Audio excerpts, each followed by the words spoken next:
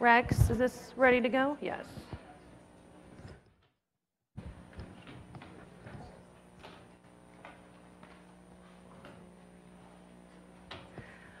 Okay, the second panel is really about the state and the role of the university in this environment where companies and platforms have a massive amount of data, they're creating a massive amount of data, and we have an awesome panel that is really diverse.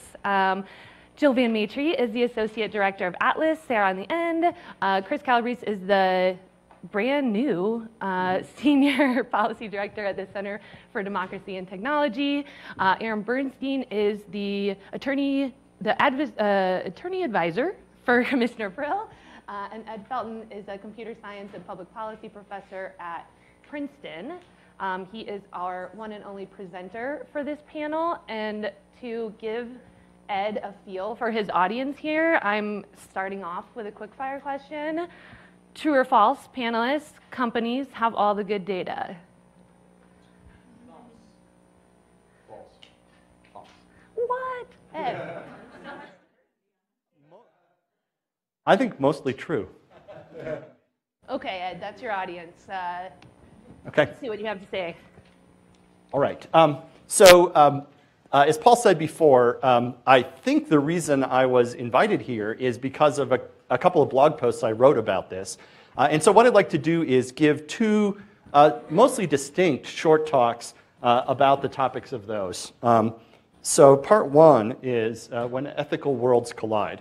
And this is a theory about why it is that the particular Facebook experiment about emotional contagion triggered so much discussion. Not just the initial mini uproar that happened, but also really interesting, deep and substantive debate within the research community, both corporate and academic. And this is because of the surprisingly large difference between the industry and academic norms when it comes to data practices and research.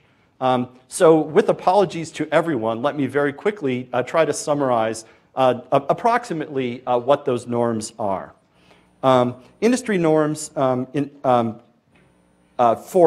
routine data collection, at least, of non-sensitive data. You might characterize by saying that that users are deemed to have consented when two things are true: when a notice has been made available to the user that a practice is going on, and when the user has not chosen to opt out. That's in practice what posted privacy policies with an opt-out on the side amounts to as a policy. And also there's often an implied consent for the internal use of data once the data has been collected. We see, for example, in the FTC's 2012 privacy report, there's a lot of discussion of this issue, that consumers are deemed to have consented, or it's reasonable to deem them to have consented to a use of data which is internal once they have consented to collection of that data. On the other hand, on the academic side, we have a different set of norms related to research. And this is the default. There are exceptions to all of this that can be granted for the right reasons. But the norm is one of specific and informed consent from the subject who's going to be part of an experiment. That by default, users have to give opt-in consent to participate in an experiment, and that is revocable at any time. There's typically a post-study debrief in which information is made available to the subject. And in general, the ethical framework is that if there is a legitimate question about whether something is a harm or how to balance different factors, it's put in the hand of the subject to decide. And it's only when we're quite sure that a reasonable subject would not object or would not find something to be a harm that we're willing to proceed on our own decision. So why are those norms so different? And the reason comes down to history. Of course, on the academic research, the public research side, there are horrific stories from the past about research studies and practices. And much of the structure that we have now is a reaction to those. On the industry side, thankfully, we have not had the same kinds of really, really, really bad cases that have come out of the public research side. So we end up with different norms because of history, and we end up with different regulatory regimes as well. On the academic side, we have IRBs and the common rule. On the industry side, we have what you might caricature as don't be evil, which means that the researchers are asked to think carefully about the ethics of what they're doing, and good intentions count for a lot. And indeed, one of the first reactions to the public outcry about the Facebook study came from Adam Kramer, the lead researcher at Facebook. In a post, he basically explained what the researchers' intentions were, and argued that they had good intentions to improve Facebook's products and to advance human knowledge. And I believe that his incentives, or that his motives were good here, but of course that doesn't answer the ethical question entirely. And so when you see collaboration, especially between these communities, the ethical worlds collide, and you have a difficult time figuring out which ethical standards to apply. People get upset when they find themselves involved in something that doesn't involve their ethical standards. When worlds collide, when you have different participants in the same study who live under very different rules, you see things like regulatory arbitrage, people moving activities from one place to another, or structuring a study in order to make sure that the rules that would stop them from doing what they would prefer to do don't apply or can be avoided. And James Grimmelman, I think, who we'll talk later, might have been the one who coined the term IRB laundering. All right. Well, somebody did. The idea of avoiding the regulatory regime that academics normally face by structuring a study in such a way that the academics can say we were not part of that part of the study. So what we're seeing now, of course, is, I think, small steps toward the regulatory structures converging. We're seeing companies moving to be more systematic and more structured in the way that they look at their research practices. What we'd like to see is a coherent framework, both regulatory in terms of what the process is and also ethical. Note that coherent doesn't mean that it has to be exactly the same for everybody, but at least that it's based on some kind of a theory that doesn't lead to worlds colliding when you have a collaboration across the boundary. Okay, that's the end of talk number 1. We'll take a brief intermission before we move on with talk number 2, which is about A/B testing and privacy. Now, when we talk about these sorts of studies, we typically talk about 2 different kinds of harms that might result from a study. Harm number 1 is the idea that manipulating the user's experience might somehow harm the user directly. That the manipulation itself, for example, if we make the stimuli that users see be sadder, have a sadder emotional tone, maybe we'll make the user sadder, and maybe the user will do something that is harmful as a result of that. So that's the idea that the manipulation is itself potentially a harm, depending on what it is. And second, we see discussion of data collection and how data collection might erode privacy.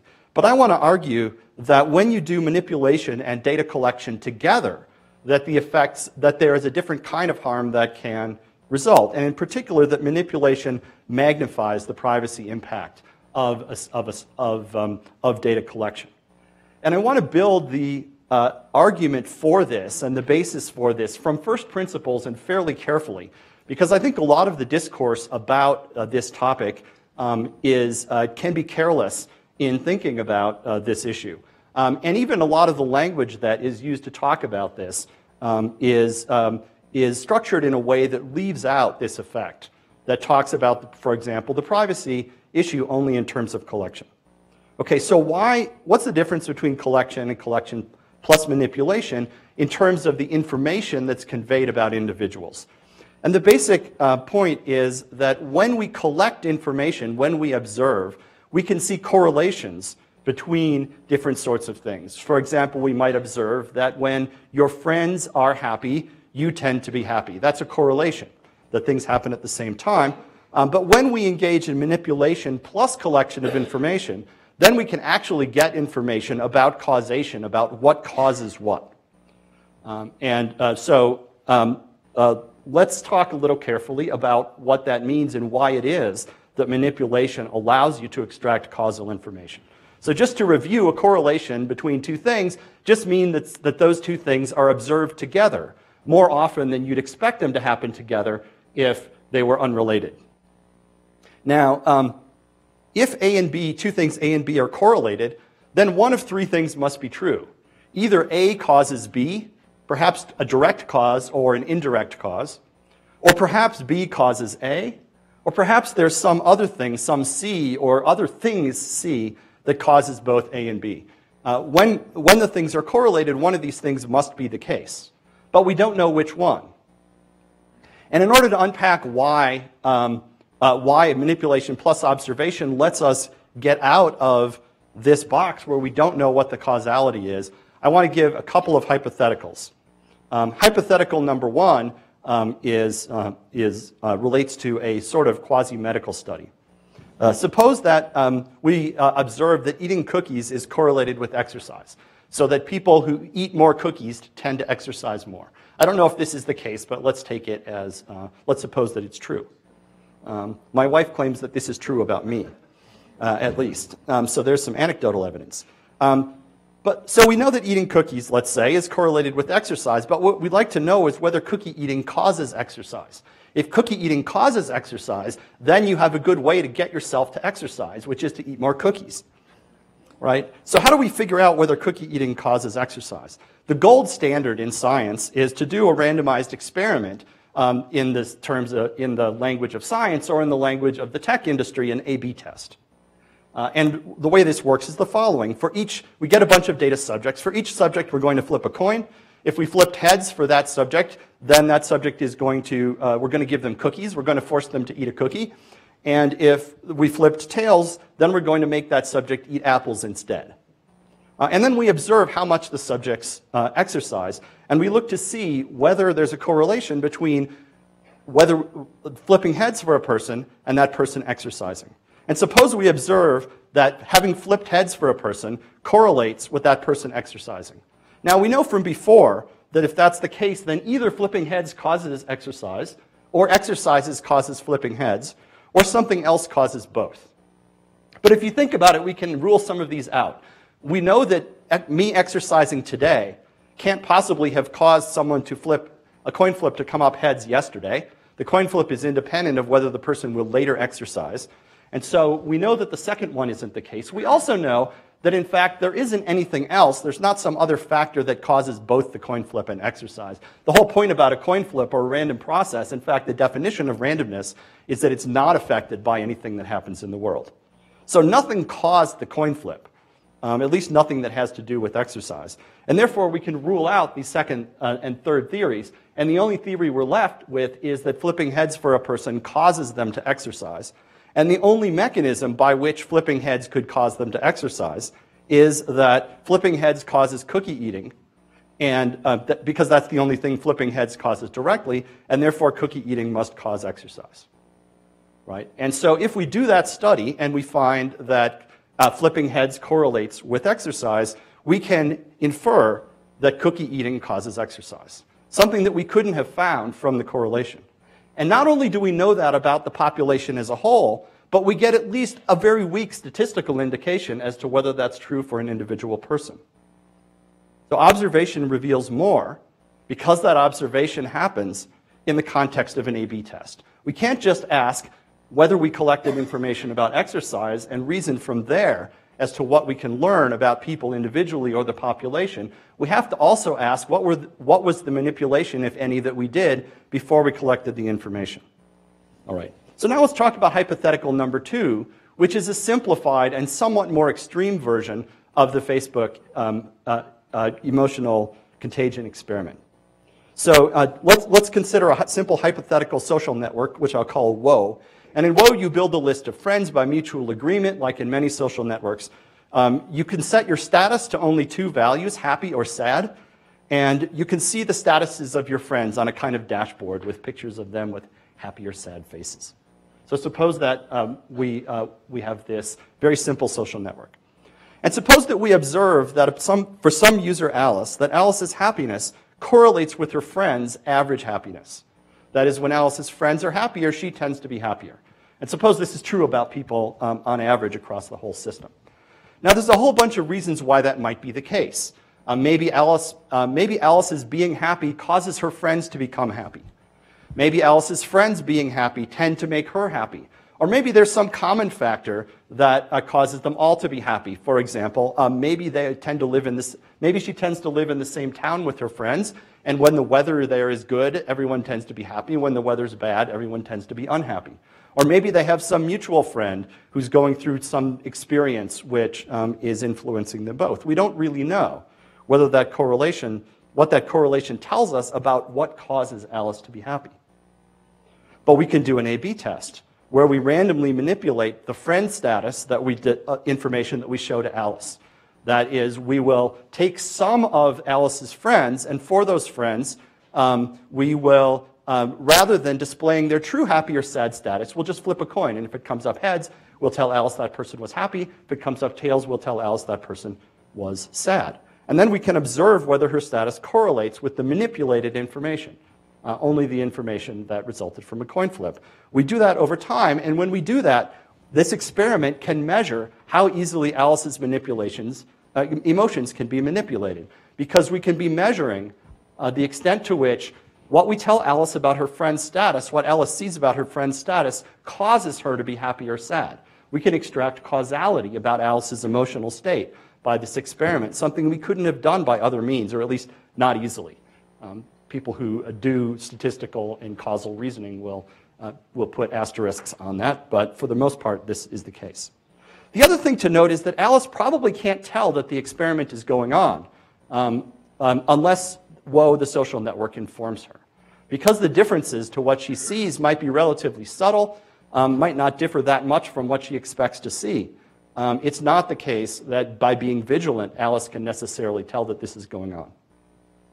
Now, if we want to learn how manipulable average users are, the users are on average, which is something we might want to know. It has genuine social science value to know this. But in order to do that, by this method, we have to do such experiments on many individuals. And therefore, we not only learn about the emotional manipulability or what causes emotional changes in the population on average, but we also will probably learn what causes emotional change in certain individual members of our population. So the upshot of all of this is a couple things. First, that privacy depends on more than just which data is collected and how we use it. Privacy is also impacted by how we interact with the user. An A/B test inherently impacts privacy because it makes the information that's collected more explanatory about what makes that individual tick. Okay. Now these studies that I described involved manipulating individuals plus collecting individual information. And it's this combination of doing both of these two things at the same time that leads to the extra flow of information about individuals. And so this suggests that if we want to be able to do these studies while having a lesser privacy impact on individuals, we can try to relax either one of these conditions. We can try to find a way to do this without manipulating individuals, or we can try to find a way of doing it without collecting as much individual information. And this in turn suggests a possible mitigation to these possible privacy harms from A/B testing. And the mitigation is that if the user is in an A/B test at the moment, we might collect less individual information about that user in order to reduce the privacy impact of what we're learning. Or we might look for ways to use privacy-preserving algorithms. This is something Zeynep mentioned earlier. There are ways of collecting the information, there are ways of processing the information that have a lower privacy impact on individuals. Not zero. You can in fact prove that zero impact on individuals from an experiment like this is not achievable. But we can put a very low bound on how much we affect the privacy interests of individuals. And there's a rich technical set of methods here that are available. So this in turn suggests that people who are doing these sorts of experiments ought to look at the possibility of using advanced technical methods to try to reduce the privacy impact of what they're doing, to try to use more advanced computer science in order to extract information about the population while extracting less information about individuals, something that's possible but far beyond the scope of this discussion. Okay, thanks. I look forward to the panel discussion.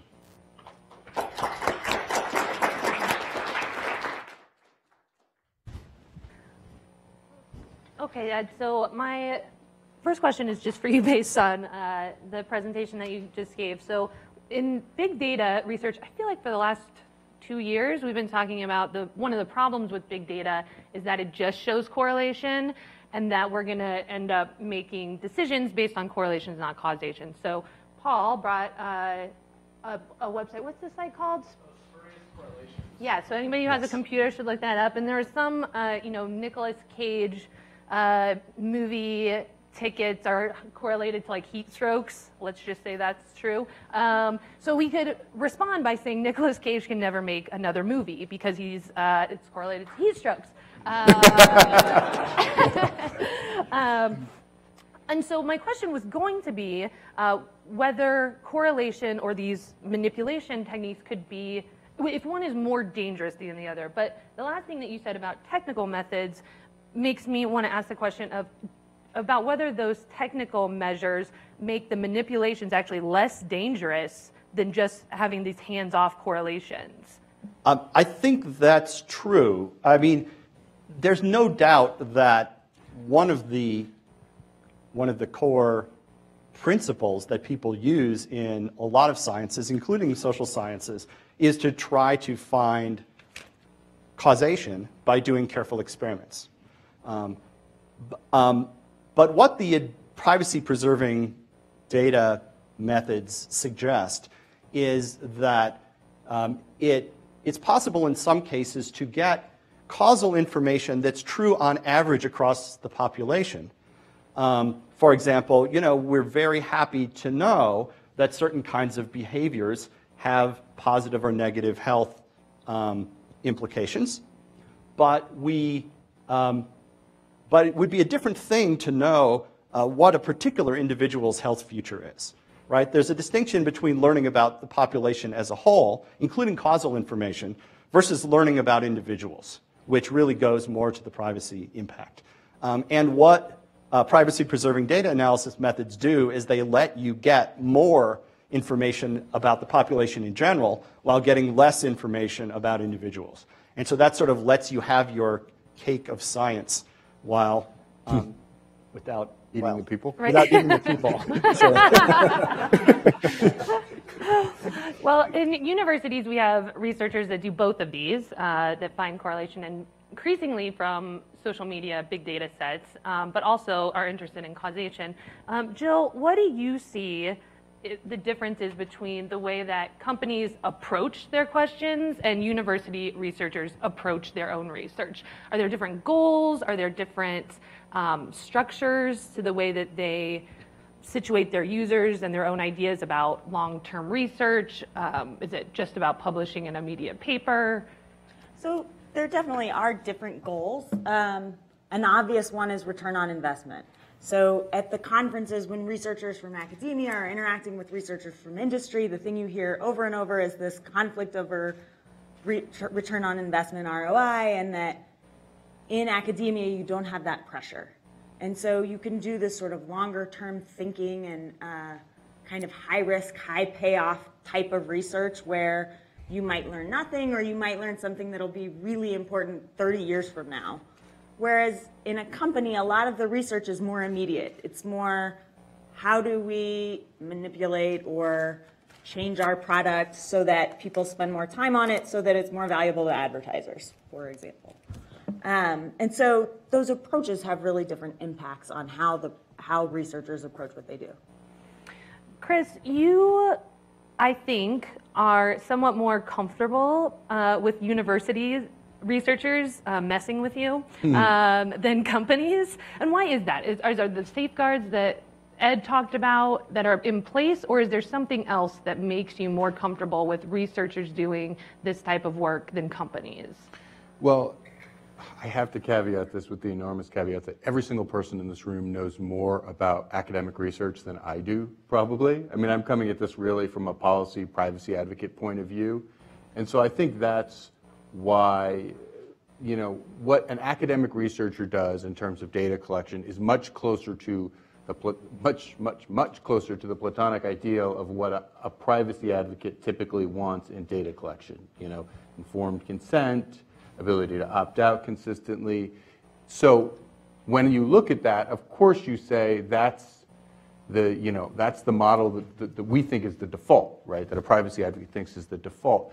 Now, having said that, when and I'm sure we'll talk more about this, when I dove into this, it was really interesting how hard it was to create a really good policy framework, because you are sort of doing different things. I mean, you've got a goal of really what I'll call closer to pure science over here, and then a goal of improving a tool that people enjoy using and want to use over here, and they're different. And you know, there are questions about whether by using the service you've embraced this idea that you want it to be better, and you want some level of increased improvement from the company, and that maybe that implies some manipulation. So I don't think it's black and white, and I think,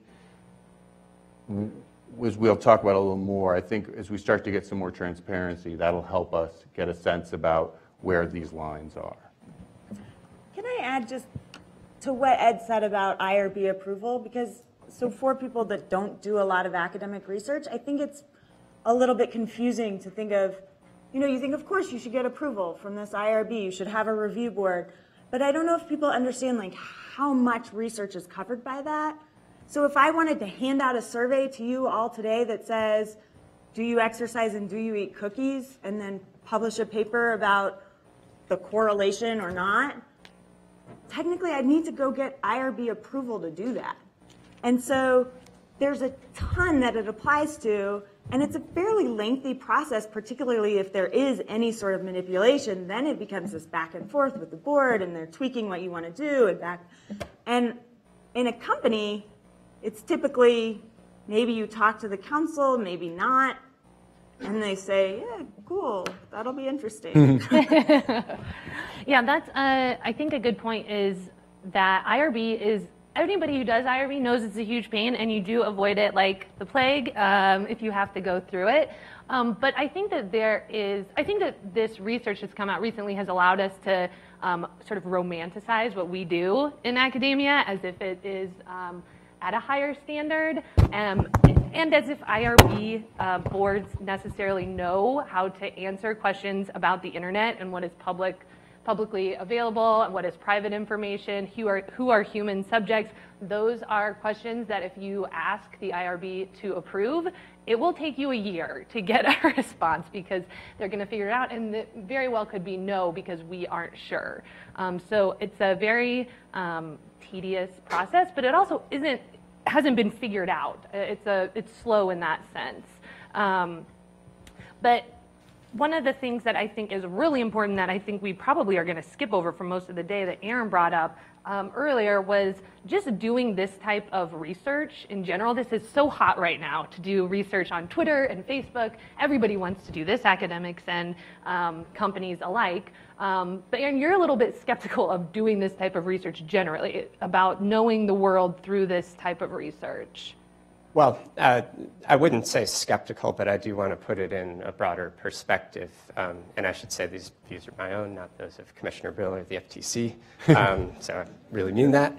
But nonetheless, what I have to say about that is colored by the work that the FTC does, which is very broad, deals with a lot of not only privacy and data security, but all kinds of harms to consumers arising from fraud and deceptive practices.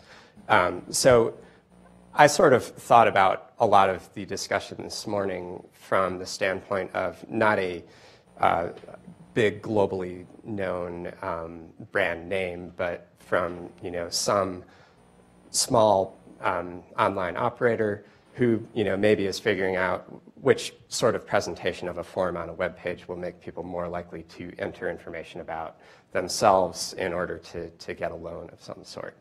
And you could look at that as A/B testing and sort of apply the same framework.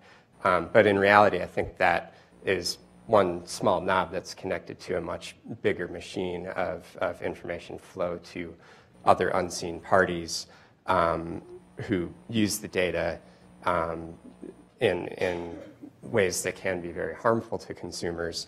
And I think that focusing so much on that one interaction can really limit the view that a researcher in industry or in academia can gain into the underlying industry and also about the effects on consumers, which, from a policy perspective is something that we care about very deeply. So I just sort of want to make a plea to maintain that perspective, say that in my view there's a huge role for academics to understand in a deep way why people interact with these sorts of services. Under what conditions are they seeking, say, online payday loans? What are the outcomes for them?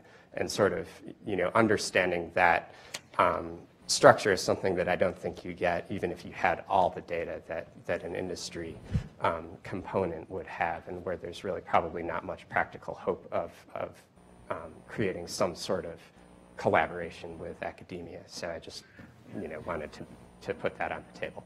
Let's talk a little bit more about the university researchers working with this particular type of data. Ed, you said that companies have all the good data. Why do you think that's true? Well, because so much data is now available because of online interactions. Whoever it is who makes the site or service that consumers are interacting with to do the stuff they're doing gets more information about what consumers are doing there, right? So to give an example, if you think about Twitter, we can see the Twitter fire hose, we can see all of the public posts, but Twitter knows more. They know about direct messages, they know about how users behave on their site. They might know information about how people's reading habits. They might know information about how often somebody starts to type something and then thinks better of it, and so on. So whoever it is that operates the service is going to have the best information, and they're going to have the opportunity to instrument that service and perhaps modify it in ways that allow them to collect the kind of information they want. So my initial response is the same. So let's hear, we have 3 people though that said this was false. So Aaron, why do you think that companies do not have all the good data? Well, my real answer to your question was it depends. Well, it depends. That's why I make you answer true or false. Closer to false. And the reason for that, I have a couple of reasons for answering false. One is that in a lot of areas, take health research, I think that some companies do have a lot of valuable information, but on the other hand, there are a lot of government-funded, information collection efforts that offer very, very important data, where there's really sort of not only public funding to collect it, but also some really strong policy guarantees about who can have access to it, how you can use it, and how it can be disclosed. And I think that's maybe something that'll the panels later in the day will get into, but I think that's also really important. So, again, I said false because I just want to keep an eye on different areas of research. Chris, you said false too. Same reasons or different reasons? Well, without trying to get too much into this, because like I said, my impressions are very much as an outsider, but I think that one of the things that make it different, and maybe this is changing your question slightly, but is researchers, I feel like, have more freedom to explore more, whereas on the corporate, and they have more tools and more potential, they can take and design things in a more, in a more, I don't want to say thoughtful, but, they have a broader range of options.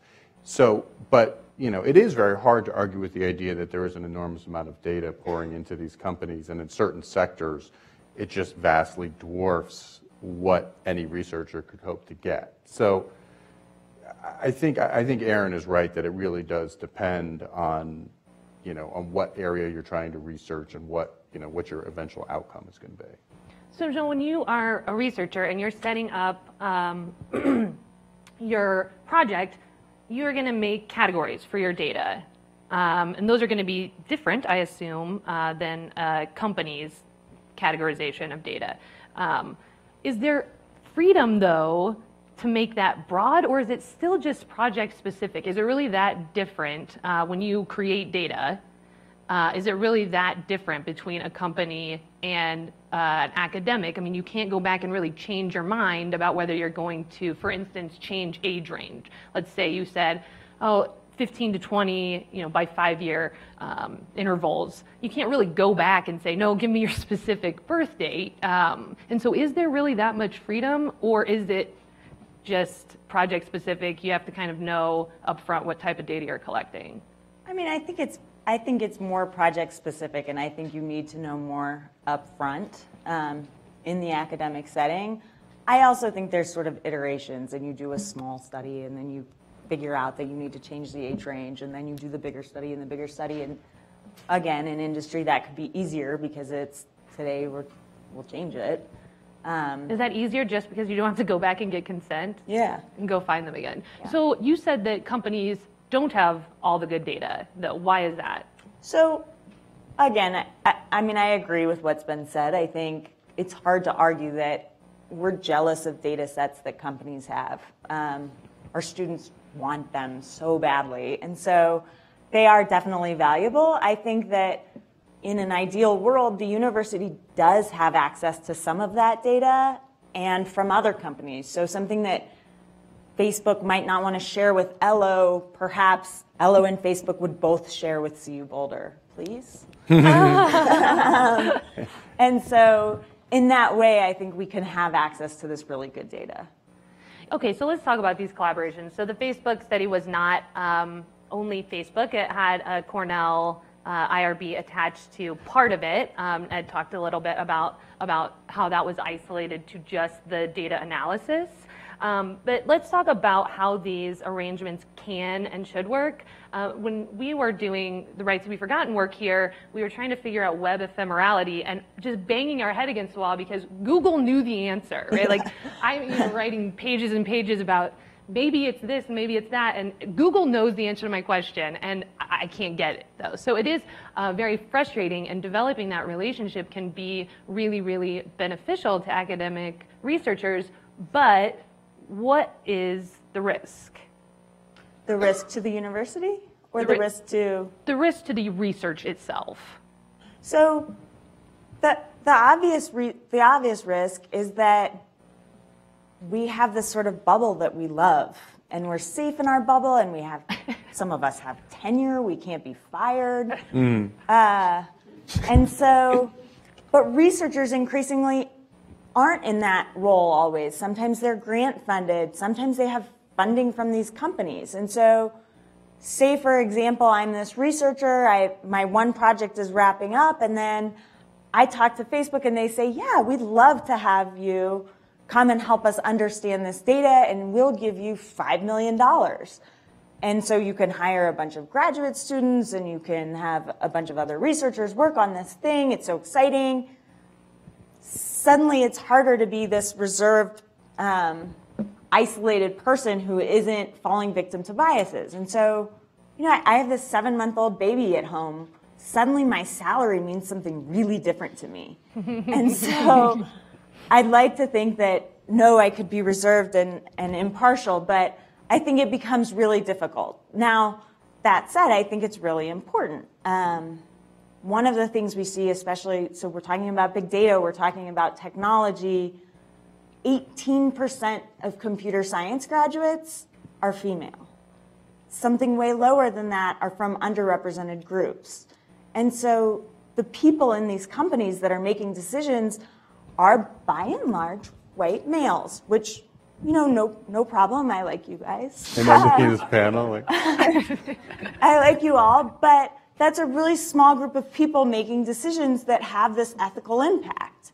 And so Atlas, I'm the associate director of Atlas. We're this interdisciplinary institute. One of the things we've seen is that with project-based learning and with project-based research, where it's not learn technology for the sake of technology, but instead learn technology to do this really cool thing, we attract more women and we attract more underrepresented groups. So what's more real world than a collaboration with a company? And so I like the idea of figuring out this problem. I think there is this tension, but I like the idea of figuring it out because I think it'd be great to get more voices and more perspectives thinking about these problems. And you are, I think, the only person on the panel who has the luxury of living in the tenure bubble. So tell us a little bit about your experience with these collaborations. Have you done many of them?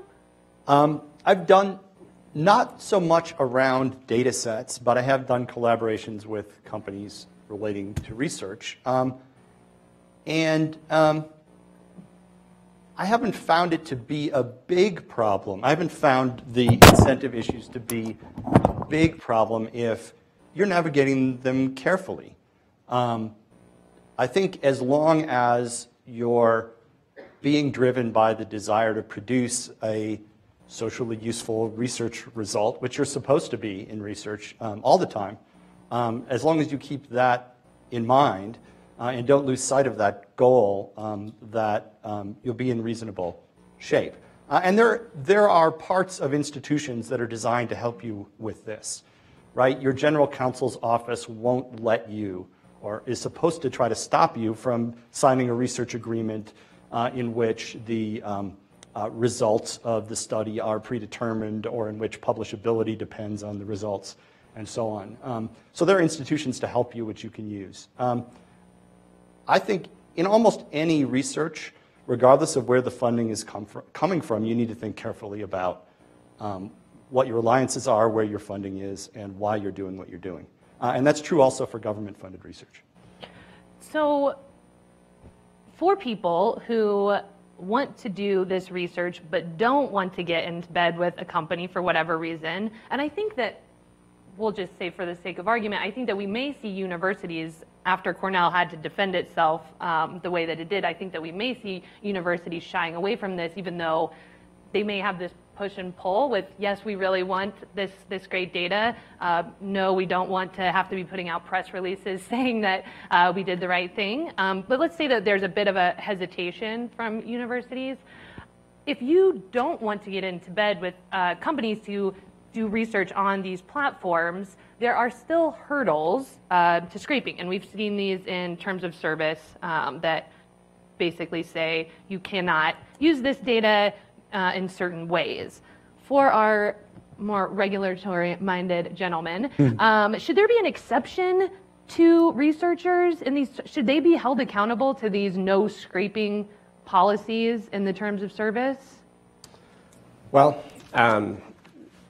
I think there are two questions to answer there. There's the should they be held accountable question, and the what is the risk question. And before I started in the government, I was a research fellow and did a lot of work sort of interacting with network security researchers, and the variety of different hypothetical, in quotes, questions that came up about what they might be exposed to were sort of endless and very interesting. And I personally saw a lot of compelling arguments for trying to work around those things in some ways, but I think the reality is that there's always a risk that can come not only from terms of service, but from a variety of laws, some of which are criminal in nature and pose really serious risks. So I mean, I think it's very hard to give a general answer to the question of whether researchers should have some sort of exemption available to them. And I think in general, my sense is that, and maybe Ed can add to this, is that awareness within at least some areas of the computer science community has increased dramatically over recent years because of a number of incidents that have come to light. But. Chris, what do you think? Should there be an exception for that little terms of service policy saying no scraping even for research? I go back to thinking about the user here and thinking about what's the harm to the person whose information is being scraped. And, I'm of two minds. I mean, I think my inclination is to say that, you've got academic traditions of informed consent for a reason, right? That we believe that the standard should be that that you're part of an experiment, that you're being scrutinized. I mean, and I think that research ethos is really important. I think that in general, as a privacy advocate, we're not terribly fond of scraping because it means more personal information disseminated to more people, potentially being used in more ways that the individual is not, does not expect or does not know about. And I don't think you can easily just say, well, research is different because it's just better, right? Well, maybe it is, maybe it isn't. Maybe it's research that teaches people how to get people to drink more sugary soft drinks, right?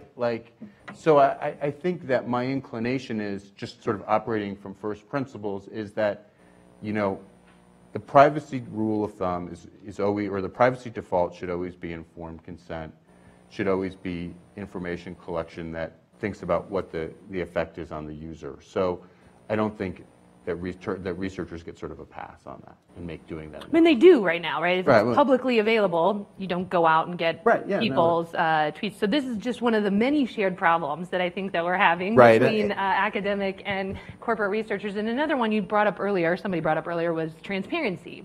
And the last panel talked about how Facebook was publishing all of this stuff to try to be transparent. And that is a really interesting reason to publish information. In the university, you publish so as not to perish, which suggests that Facebook research should be better than academic research. They're just doing it to be transparent. So in theory, they would publish findings where there was no correlation, which we never see in academic research. If you don't find anything interesting, you don't publish it.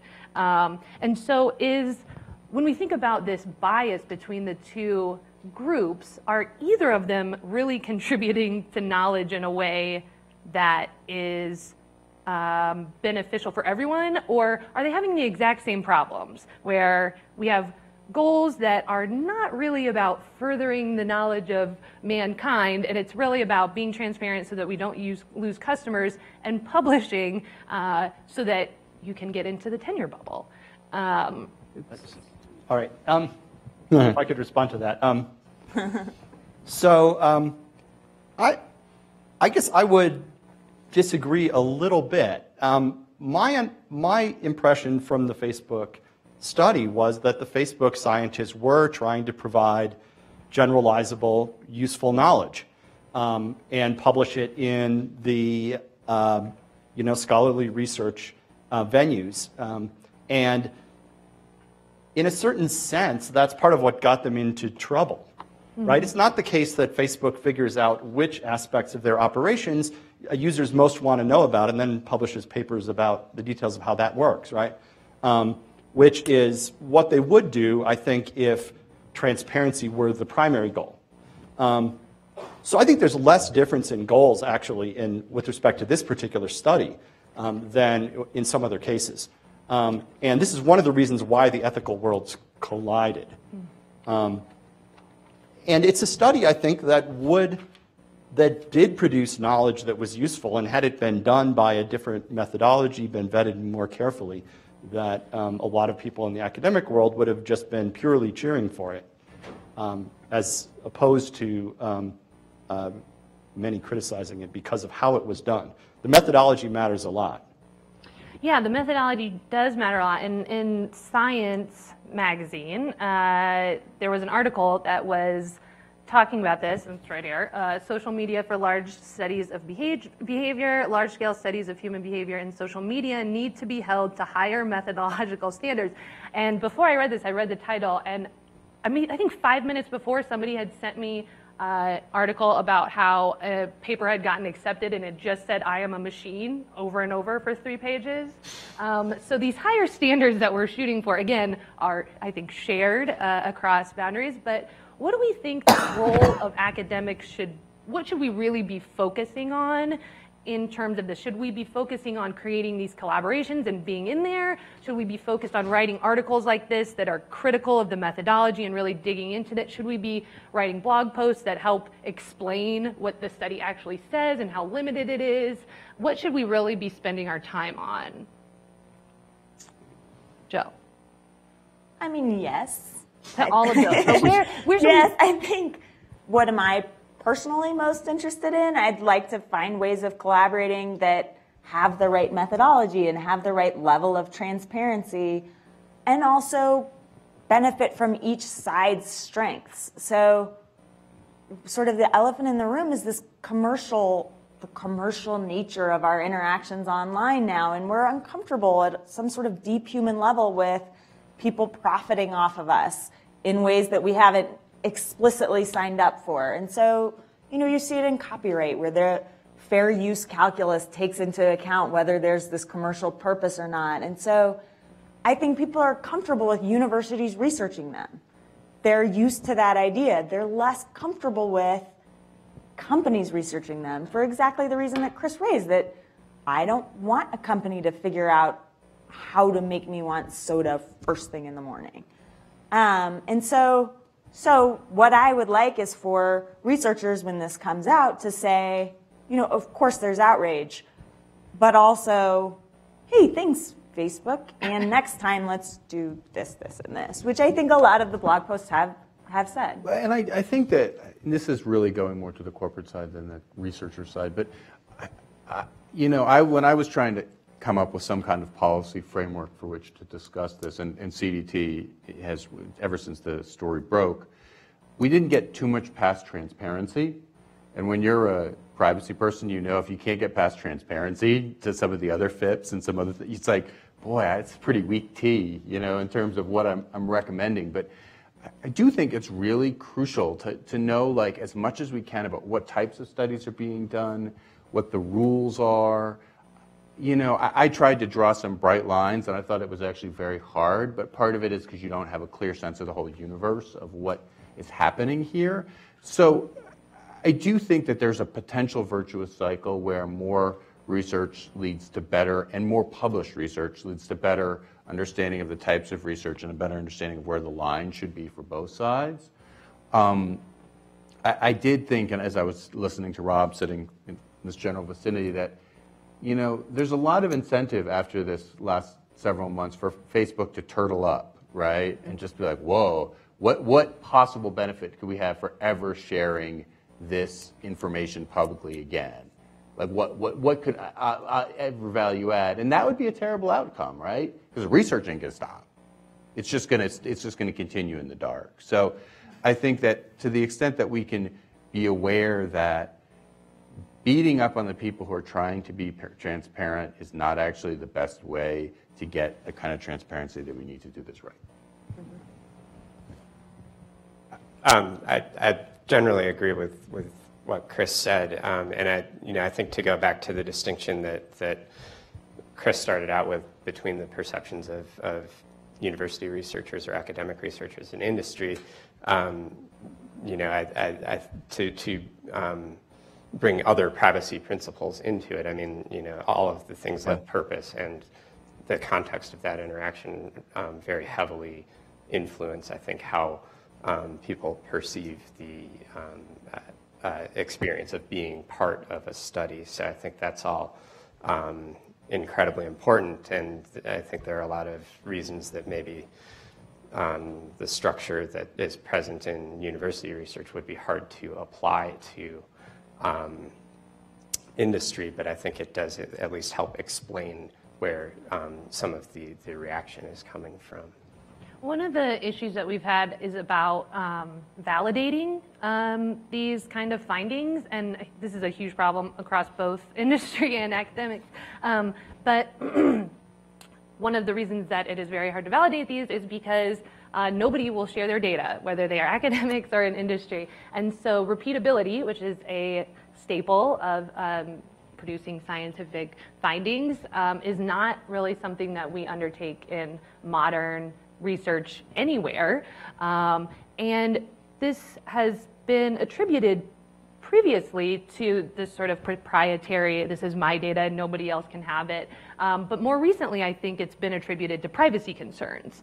Is there, or would you be an advocate for some sort of structure that would allow for this data to be shared to validate findings? Because again, people really do react. They change their behavior based on these things, these findings. And so they become very important. Would you be an advocate for some sort of structure that allowed for data sharing, Ed? Well, I need to caveat this. I think certainly a structure that's designed to improve the ability to replicate and critically dissect other people's studies would be very helpful. But I think there are ways of doing that short of just sharing the data. There are ways of providing auxiliary evidence.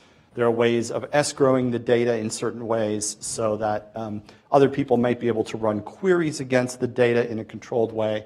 And this is a case where we can, break open a can of advanced computer science and try to do something that you couldn't otherwise do. And I think there are really interesting opportunities there.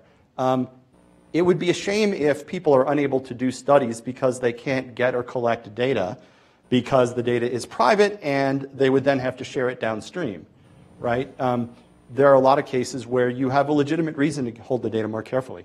But I think we can square this circle somewhat by just thinking really carefully about how to go about doing this. So if you there's not been enough of that. Yeah, if you can't ever expose the data to some of these things, should you be doing research on them at all? I think yes, in a lot of cases. If that's the only way to get to a particular question that's of public interest, of legitimate interest, then that's what you do. It's a drawback of a study if it can't be replicated, if the data can't be shared, but it doesn't make the study worthless. Are computer scientists working on this? There is some work on this. There's a lot of work generally on the topic of privacy-preserving data analysis. And a lot of that goes to these sorts of issues, ways of learning something about the statistics of a data set without having to learn the specifics about individuals. And there has been a big push for academics, for universities to share data amongst each other. But I think it's, at least to this point, it seems like it's been a lot of talk and not a lot of action. And maybe that's because we don't have these safeguards in place. It's hard to make agreements. It's a fact that the more copies of data there is, the more people who have their hands on it, the greater the risk is, right? And so you can try to reduce that risk, but you can't drive it to zero. And people are cautious about sharing data for that reason. And they should be, right? They should be cautious if you have sensitive information about individuals. So it's true, there's been less sharing in practice than in principle. So for Chris and Aaron, sort of a hard choice for you guys. I think we have this idea that repeatability is an important part of creating valid knowledge production, but also a huge risk to users. Right. Individual privacy. Individual privacy. And so how have you thought about how you could structure that arrangement to meet the demands of the research community while still making users comfortable? I have some thoughts. But Go ahead. no, well, I mean, I think part of it is the part that is the piece that Ed just said in terms of technical solutions. It's always good when you can replicate some of the research without access to the underlying personal information. One additional piece of this that I thought there's a potential value add to a third-party access to information is as an audit or control function. I mean, I worry that giving somebody wholesale access to what amounts to enormous amounts of personal information about anyone is really a potential sort of very tempting target to either exceed the bounds of what may seem like, where you started your study or have some personal interest in the information that's not appropriate to a researcher. So some ability to sort of audit and make sure that appropriate standards are followed.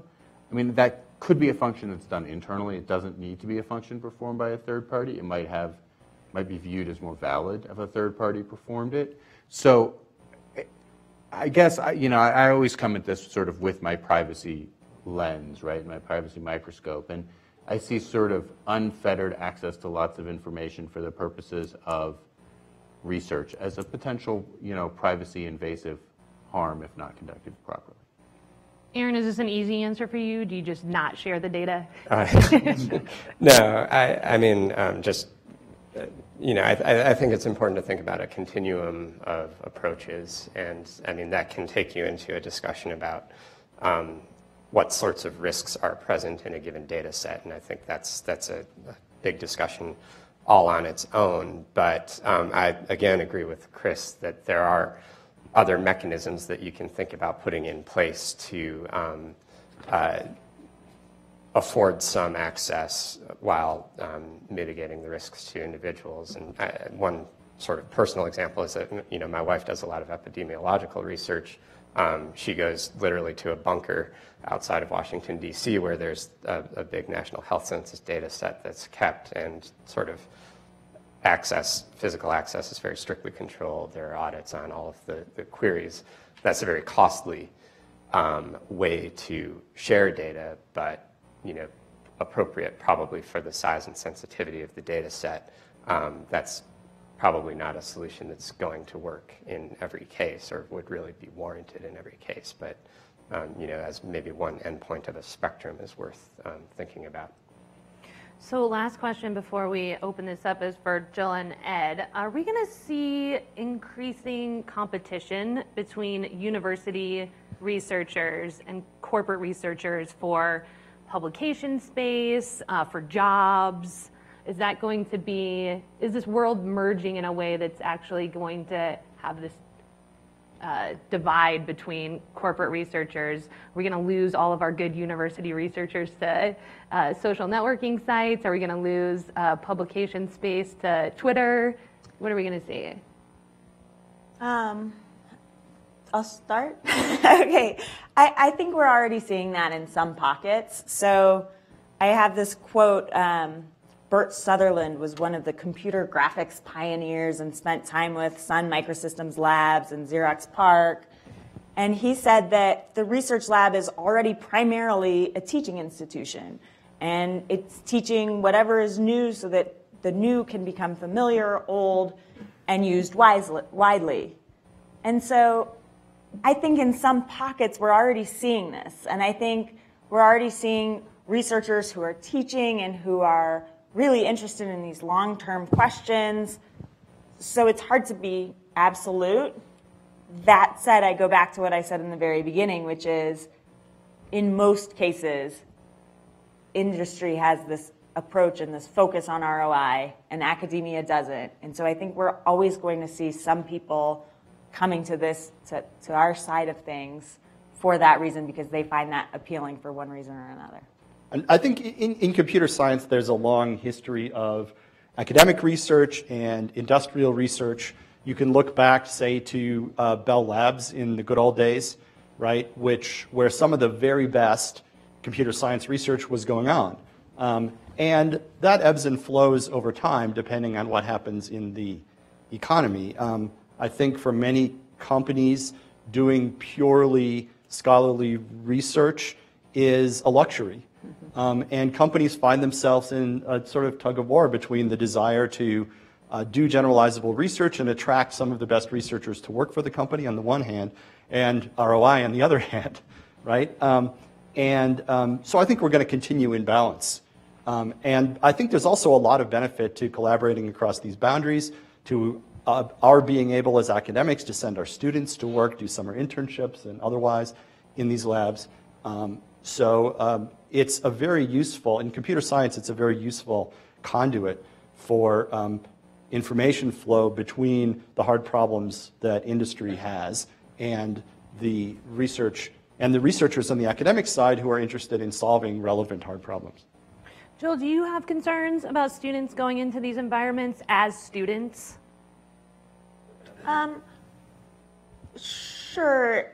In the abstract, I think it's really important to have somebody looking after it. I think PhD students are amazing. They shouldn't be left to their own devices. They have advisors for a reason, you know.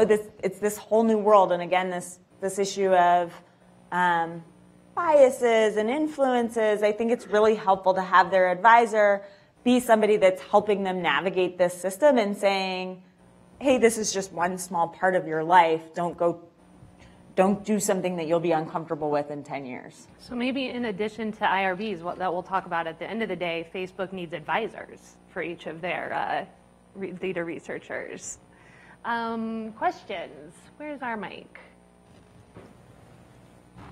First question to students? Where are our students? I don't know any of the students. There's one In the back. Some in the back. Oh, there you go. Yeah. Do you make the students sit in the back? Is that like a thing? I don't think you've ever had to make students sit in the back. So I heard some support for notice and consent as far as getting consent from users here. Now, is that really a feasible method? There's some studies that say, that would take 250 working hours per year just to read every terms of service, privacy policy that we come across. I was, like I said, when I was crafting my intricate policy solution for this problem, I didn't get as far past transparency as I might have liked. And one of the reasons was I was trying to figure out this exact question. It's like, when would we trigger specific transparency and notice, and what would trigger it?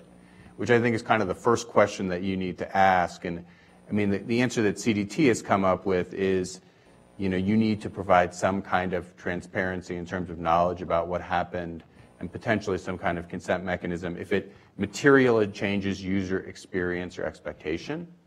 So, at some point, it's like you need to, maybe it's not beforehand, maybe it's afterwards, and we could talk about the intricacies of what it means to maybe pull information out based on somebody's withdrawing their consent later. But I do believe that one study that we haven't talked a lot about yet is the sort of Facebook self-censorship study, where Facebook was sort of looking at people typing things in the status update bar but not posting them, and when they censored themselves. And that was fascinating to me, because I just couldn't imagine that most users thought they were interacting with Facebook until they hit send.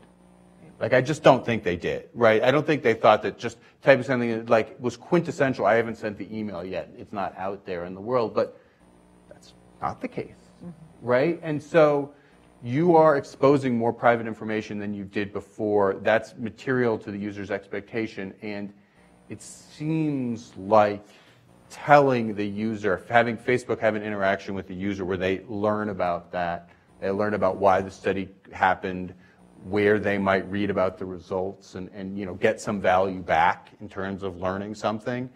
I believe that all of that plays a role in thinking, in triggering when you provide transparency and what it looks like and how it flows into consent. So that's a long answer, but I do think that there are differences between whether you're being manipulated, whether whether, as Ed very clearly pointed out, the increased invasion that may come from A/B testing versus just testing by looking at what users are doing kind of in the wild. So I think there's a lot there, and there's sort of a potential flow chart that we may be able to come to about when it's appropriate to trigger transparency, what it should look like, and whether there's a consent component that goes with it.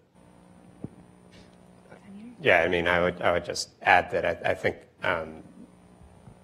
even outside of the research context, there's been a lot of thinking about how you can make notice and choice more effective and more meaningful to individuals. And certainly, before you collect sensitive information, those are instances where it is important to really get something in front of an individual so that he or she knows sort of what they're signing up for.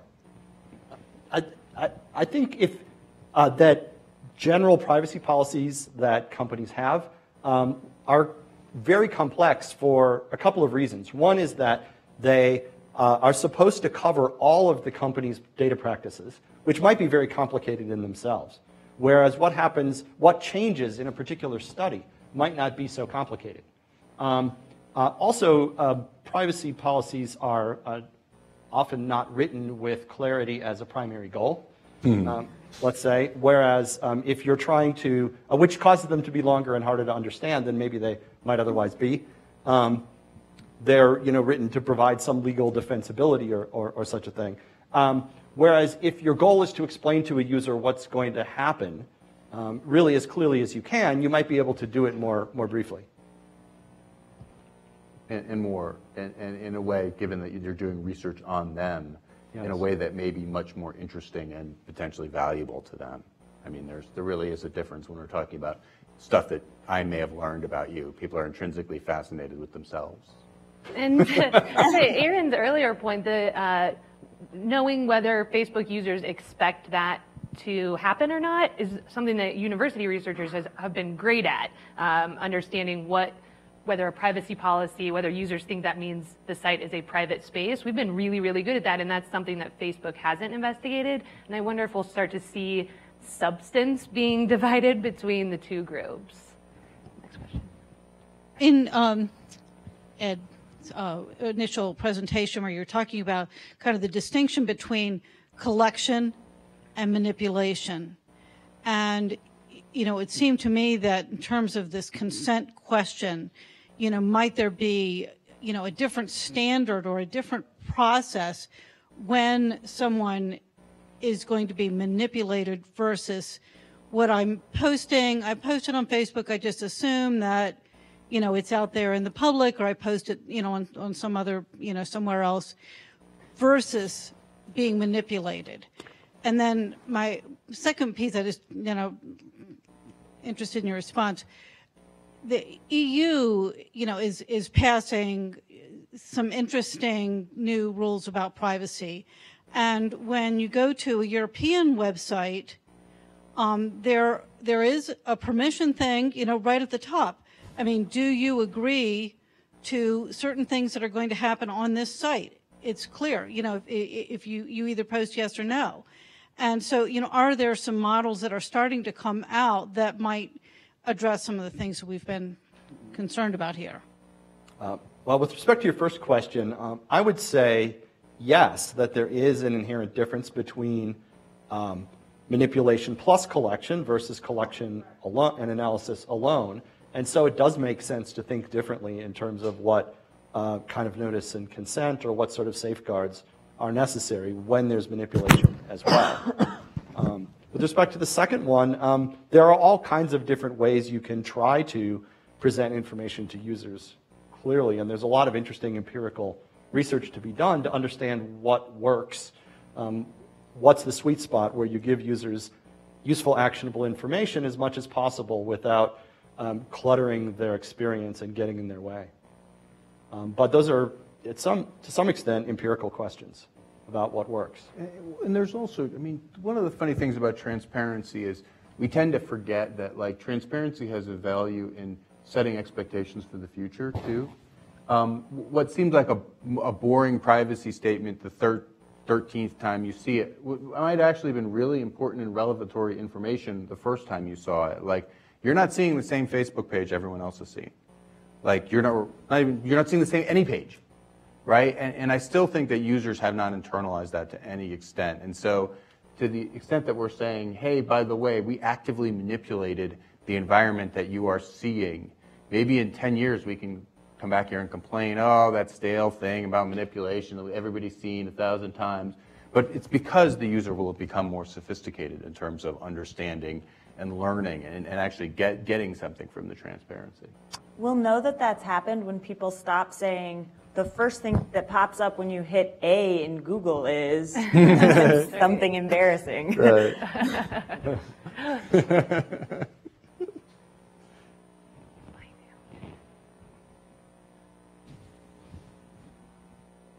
So I wonder, and I don't know how practical this is for academic research, so I'd be curious to hear about that, but I wonder, one of the things you see in a product environment in the private industry is that there's a more iterative approach to understanding how data is used over time.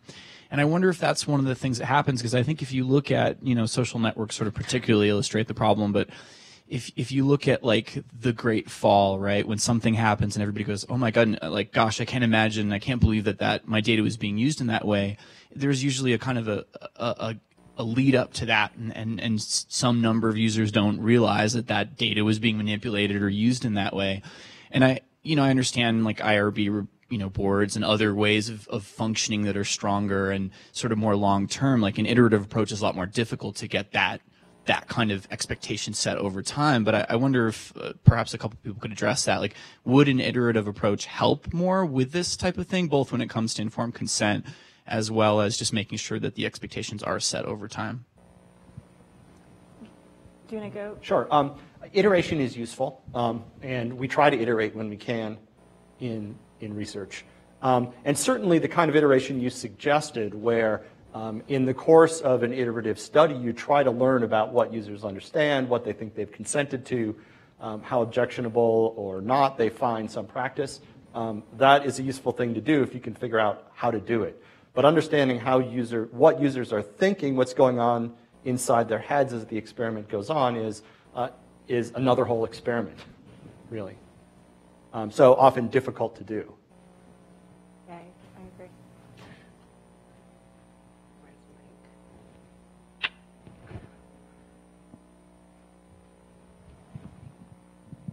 This may be outside the scope of the panel, but I have to ask Chris. Uh-oh. When you're on the Hill and you're talking to congressional staff and you're talking to senators and congressmen, is any of this stuff sinking? These are old people. I mean, how is all this going down when you go onto the Hill and you start talking to the decision makers about these sort of issues? I think the short answer is it's not really happening yet. Aaron may disagree. I mean, the FTC is obviously doing a lot of fairly sophisticated thinking. So if there is a policy group that's thinking about it, Aaron, I'm sure, or Commissioner Bro will tell us about it later. I mean, I just think that nobody, I mean, you could just tell from the first two panels, and I'm sure you'll hear it throughout a theme of this. Like, I'm not sure that people have settled on the answer or even like a clear menu of choices that may have different policy outcomes and achieve different policy ends that, people may or may not want.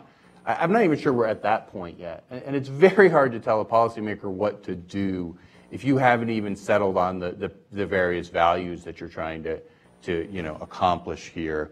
And we'll definitely, and you've heard me default to a lot of the basic privacy principles that we've always lived by, and I think they are certainly the place to start. But usually when I'm talking to Hill staff, they like a little more than, well, let me give you some principles, make a few outcomes too, and I'm just not sure we're there yet. I'm jumping in with a question really fast. So EU, in most of the new regulation in the old directive, there's a research exception. Is that something that we'll ever see here? And is that a useful idea that there's an exception for research, given what we've just talked about in terms of all of this converging into one giant mess?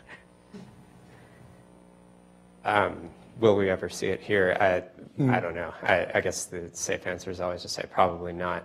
I mean, I think that, and I'm not deeply familiar with the exception. Well, that's all it says. It just says exception for research, so there you go. Now you're fine. Yeah, you're fine. Yeah. Right. No, I mean, I think just, again, going back to consumers or individuals, I think what's important is specificity and allowing people to understand what's happening, and whether it would be good policy to create such a broad exception. I think you could debate that. What I would want to see is some requirement to go further than that, to avail yourself of an exception. Ed, do you think that we could draw that line and say there's an exception for research and that means something? I think you could. It would be difficult. Whether that could actually happen in the real policy process we have, I'm more skeptical of.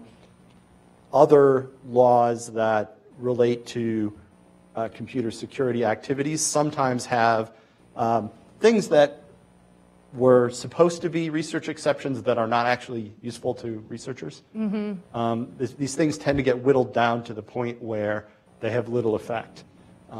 And worst case, you get something that creates a loophole that some bad actor can use but doesn't actually help legitimate researchers.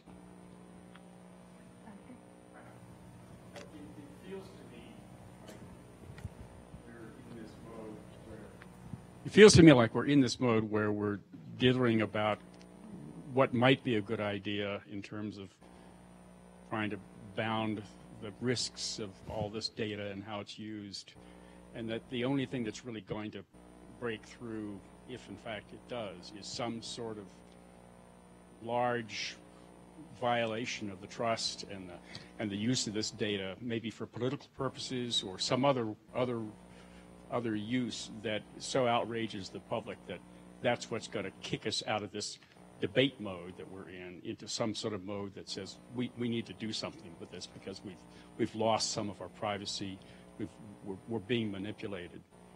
I'd be interested in the comments of the panel about whether you think that's where we are and where we might be headed. I hate to be this guy, but the argument that there is going to be a privacy apocalypse at some point that is going to change everything has been sort of trickling through the thinking on privacy as long as I've been doing it. So at least almost 15 years, right? And it hasn't happened yet, right? We've had individual incidents that have led to specific changes, though not as many lately. So I'm not sure that I'm entirely comfortable, but I also actually would push back a little bit on the underlying premise, which is that in order to get change in this area, you need that kind of privacy, that sort of privacy problem, major privacy problem. I think actually on some of the more complicated problems in privacy where there are a variety of equities, but there are also a variety of landmines like, really hurting user trust if you're a company, that's actually the kind of terrain that lends itself to more nuance, to more best practices, to more everybody wants to do the right thing, but what does the right thing look like? So, and I'm not by any stretch suggesting that we're there yet, but I think that if we all continue to collaborate, if we continue to publish studies, if we try to make public what we think the right criteria are, for example, then I actually think we have a chance to make some positive change in this area. Yeah, I mean, I think there's a durable set of expectations that a lot of people have, even if they're sort of implicit or not explicitly recognized. I do think there's been significant movement in industry in recent years in recognizing that those expectations sort of underlie trust, and that's very important commercially for companies and a reason to think carefully about both research and other uses of data. I'm not saying at all that that's uniform or a perfect solution, and personally I think it would be good to codify some of that in law, but that hasn't happened. I would agree with Chris and Aaron that we're seeing, I think, a gradual process of adjustment. And we're seeing a lot of companies being more careful and more proactive in dealing with privacy issues, including the ones around research. That's the good news. But the not as good news is that this is much more true for companies that have recognizable brand names and interact with the public, as opposed to other companies. Companies who most consumers haven't heard of are, in some cases, pushing the envelope a lot more. Well, and to your...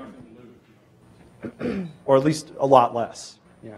And to your earlier point in your opening remarks, when we have seen these huge things that people react to and cry for more controls on research, they haven't been in the public sphere, they've been in the academic sphere. So the Stanford prison experiment or Tuskegee, those weren't companies doing those things, those were academics and researchers.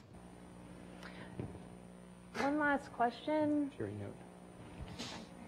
Another thing I think to keep in mind is not just that we don't know what we're doing in a regulatory sense. It's not that we don't know quite how to grapple with this. I think for researchers doing this work, we still haven't put the structures in place to know how we're doing it and doing it well. And I think as that develops, so too will the ethics around it. So if it's good research, looks like this, then we can sort of say, okay, what are the ethics around good research? Because we don't really have to worry so much about bad research. Bad research is just bad research. Nobody should be conducting it anyways. Particularly if some of those boundaries between research and academia or between industry and academia are a little more porous. And if researchers can go from an academic setting and then go work for a company for a few years and then come back, they take those values with them.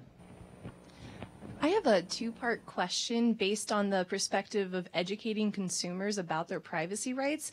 Isn't it true that consumers are more likely to read data and research published by companies rather than academia, besides the situations that Jill just brought up?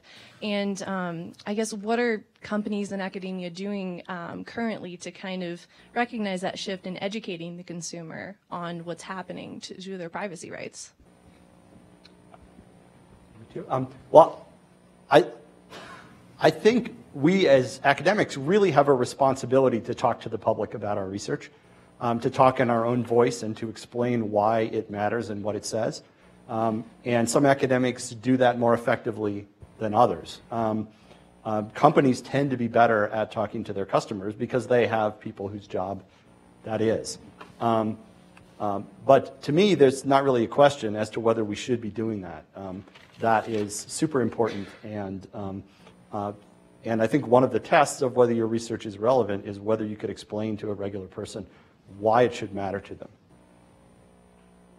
No, I would agree. I would, I guess, throw government agencies in there as needing to address the challenge of communicating directly to people, like why this matters and what individuals can do to protect their privacy. That's something that's not always easy to do, or it doesn't come naturally to academia or government. You have to write more. Right. You have to produce more materials. Just saying, here's my academic paper, read it, or here's my Federal Register notice, read it, is not going to cut it. And you have to be comfortable with, so much of academic writing is to prevent your colleagues from saying that you don't understand the nuance of something. And so much of what most consumers want to read is not the nuance. And so you have to set up forums where it's okay to say something blanket and a little bit inflammatory, like a tweet, that links to your article for more nuance. Can we get a round of applause for our panel? Thank you, guys. So thank you very much for that great conversation. In a second, I'm going to give you the all-important instructions about lunch. But before I let you know those details, it's my privilege to introduce for a few quick comments the Dean of the Law School, Phil Weiser, who I know is known to many of you. But if you don't know, this extraordinary individual really is the lifeblood of this entire conference. We've invoked his name many times. In many ways, I'm just ripping off his wonderful idea for his annual telecom conference. And so I just wanted to thank him publicly for the years of support and ask him to say a few words to the audience. So Phil Weiser. So two quick thoughts here. For those who've not seen the movie Big Fish, you need to watch it. There's a great line where someone's recounting a story and the person who initially told the story said, "Oh yes, you heard of my son who'll give you all the facts with none of the flavor." My job is to offer the flavor, or if you prefer the Quaker tradition, the spirit moved me to speak. And here's why. Because I saw Austin over here a year ago at this conference, right? He came and he followed what you could call the Silicon Flatirons rule. Paul kindly has occasionally calls the Phil Weiser rule, which is during lunch, please speak to students, current students, because it's easier for you as a professional to go chat with them than it will be for them to go chat with you. Someone came up to Austin and said, "What are you doing here?" And Austin said, "Well, I'm really interested in privacy. I'm doing an initiative for a company." The company loved the work he was doing. And he said, the company needs to think about privacy, and I'm thinking about privacy policy. And you talk to the person. You then convinced your boss they need to do a privacy policy. And you said, I can't do it all myself. I'm not a lawyer, but I know someone who can. The person you made this conference, and that person's now hired you. Okay, so, and then, of course, Ariel over here, who is the editor-in-chief of the journal, the tech journal that will publish these proceedings, is now working in the privacy fields. Great to have you back. Next to the current editor-in-chief, who's still looking for a job. First round draft pick right over here. That's Ethan. That's how we roll, and that has been an unbelievable legacy of Silicon Flatirons, which is in getting people in the community with students, helping them find their way. There's so many exciting opportunities around. For those who don't find students directly and want help finding them, Bill Moose, who leads our Technology Lawyer Accelerators over here, Blake Reed, who leads our Tech Clinics over here. So talk to students directly, talk to Bill, talk to Blake, talk to Paul, to myself. This community has really been fabulous in engaging with our students, and it's so rewarding, as those who've done this can tell you. So that's the flavor and spirit that I wanted to offer, and back to Paul. Okay, so to part the curtains a little bit on kind of an old tradition that I've decided to abolish this year. So if you've been to this conference before, maybe you noticed, maybe you didn't. We used to invite the speakers up to a room, and they would maybe even get fancier food, and then they would disappear and you wouldn't get to talk to them. And I decided, you know what, no, not this year. We're going to have one meal. So there's a hot lunch that will be served in a buffet line in the little room next door where breakfast was served. For your comfort, we've set up these standing tables outside the room. And then if you go up the stairs, right above this room is a cafe where you'll see really stressed students studying for finals. So you should mumble things like, I got a copy of the evidence final, and just watch what they do. So go ahead and grab your lunch. We're not thrilled about you eating in here, but if it's the only place where you can find a spot you can eat, just be very, very neat, please. And then we will reconvene in 1 hour's time. So thank you again for your attention, and let's grab some lunch. Thanks, buddy.